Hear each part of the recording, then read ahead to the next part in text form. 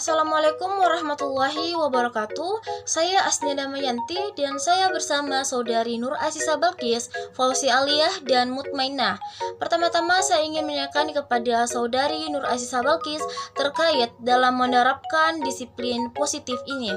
Bagaimanakah saudari Nur Asisa Balkis dalam menerapkan disiplin positif ini ketika ada siswa yang melanggar aturan di dalam kelas? Jadi cara saya untuk menerapkan pendekatan disiplin positif ketika siswa melanggar aturan di kelas yaitu tentu kita tidak boleh langsung marah. Yang pertama kita identifikasi dulu motif siswa melakukan pelanggaran atau hal tersebut apa. Kita pahami alasannya. Kenapa sih dia melakukan hal tersebut? Jadi kita tidak boleh langsung menjudge atau menyalahkan siswa karena alih-alih hanya fokus pada kesalahannya, kita sebagai guru perlu menggali lebih dalam untuk mencari tahu apa yang mendorong siswa melakukan hal tersebut.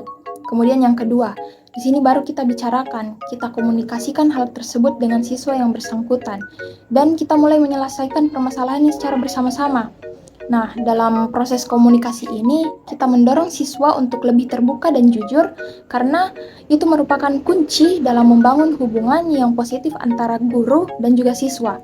Kita sebagai guru perlu mendengarkan apa yang ingin disampaikan oleh siswa dan memberikan kesempatan bagi siswa tersebut untuk mengungkapkan perasaan atau pikirannya. Kenapa sih dia melanggar aturan di kelas? Kenapa sih dia melakukan kesalahan tersebut? Nah, dari situ setelah mendengar alasan dari siswanya langsung, kita tidak boleh langsung menghukum siswa tersebut. Kita tidak boleh langsung memberikan hukuman kepada siswa yang bersangkutan. Kita harus arahkan dulu. Kita arahkan dengan baik agar dia punya keterampilan memecahkan masalah atau problem solving yang baik. Nah, kita bisa menyelesaikan permasalahannya secara bersama-sama karena dengan mencari solusi atau menyelesaikan permasalahannya dengan melibatkan siswanya langsung itu dapat membuat siswa tersebut merasa lebih dihargai dan dia juga menjadi termotivasi untuk berubah. Nah, dalam proses siswa berubah ini atau proses siswa memperbaiki kesalahannya, kita harus selalu memberikan semangat serta kita hargai setiap usahanya. Kita berikan pujian, kita berikan semangat sehingga siswa termotivasi untuk mematuhi peraturan di kelas dan terus berbuat baik. Selanjutnya, saya ingin menanyakan kepada saudari Fauzi Aliyah, bagaimanakah Anda mengajarkan tanggung jawab kepada siswa melalui pendekatan disiplin positif? Baik, terima kasih atas kesempatannya. Jadi, menurut saya, seorang guru sangatlah penting untuk mengajarkan rasa tanggung jawab kepada peserta didik melalui pendekatan disiplin positif. Karena pendekatan disiplin positif berfokus kepada bagaimana cara guru mengganti hukuman dengan memberikan motivasi, memberikan penghargaan, kemudian refleksi kesalahan dan juga membangun logika peserta didik.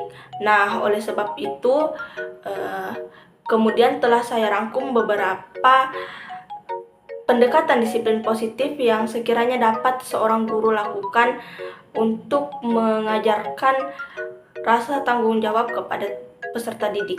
Yaitu yang pertama ada seorang guru harus bisa untuk memberikan contoh yang baik kepada peserta didik sehingga menjadi contoh teladan kepada peserta didik tersebut. Seperti yang kita ketahui sebelumnya bahwa seorang seorang pendidik dan juga orang tua adalah motivator atau contoh yang baik yang bisa peserta didik jadikan patokan atau jadikan teladan, begitu, contoh teladan. Kemudian yang kedua yaitu membangun hubungan yang baik antara guru dengan peserta didik.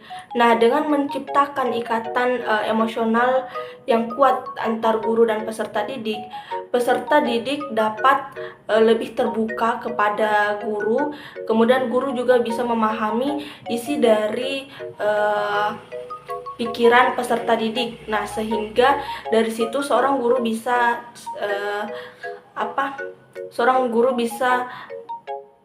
tahu bagaimana cara mengajarkan rasa tanggung jawab kepada peserta didik. Pendekatan ini sama seperti kita mendengarkan dan juga menghargai perasaan peserta didik. Kemudian contoh yang ketiga yaitu melibatkan peserta didik dalam pembuatan keputusan. Nah, pendekatan ini sangat penting ya, karena dengan melibatkan peserta didik untuk membuat kesempatan, kita bisa mengajarkan rasa tanggung jawab kepada peserta didik dengan contoh semisalnya saat pembuatan membuat keputusan. Di kemudian hari kita bisa mengajarkan peserta didik bahwa keputusan yang telah dibuat kemarin itu adalah tanggung jawab kita ke depannya, begitu. Jadi kita harus bisa seperti kita lebih ke bagaimana cara peserta didik kita itu harus bisa memegang ucapannya dengan melakukan tindakan-tindakan yang sudah sesuai dengan keputusan yang telah dibuat, begitu. Kemudian yang keempat yaitu seorang guru dapat menetapkan aturan dan juga instruksi yang jelas dan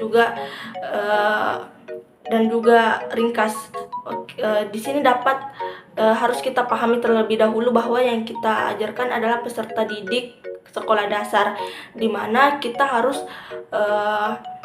memberikan contoh, memberikan aturan dan juga memberikan instruksi yang jelas dan juga memberikan instruksi yang dapat mereka pahami, sehingga mereka itu bisa memahami lebih cepat apa yang harus mereka lakukan, begitu. Mungkin itu saja yang dapat saya sampaikan. Terima kasih. Selanjutnya saya ingin bertanya kepada Saudari Mutmainah, bagaimanakah Saudari Mutmainah bisa memastikan bahwa pendekatan disiplin positif ini tetap efektif tanpa memberikan hukuman yang keras atau memalukan siswa? Untuk memastikan bahwa disiplin positif tetap efektif, penting kita sebagai guru nanti untuk konsisten dalam menerapkan pendekatan ini. Selain itu, guru juga perlu melibatkan siswa dalam proses pembuatan aturan kelas dan memberikan mereka kesempatan untuk memberikan masukan.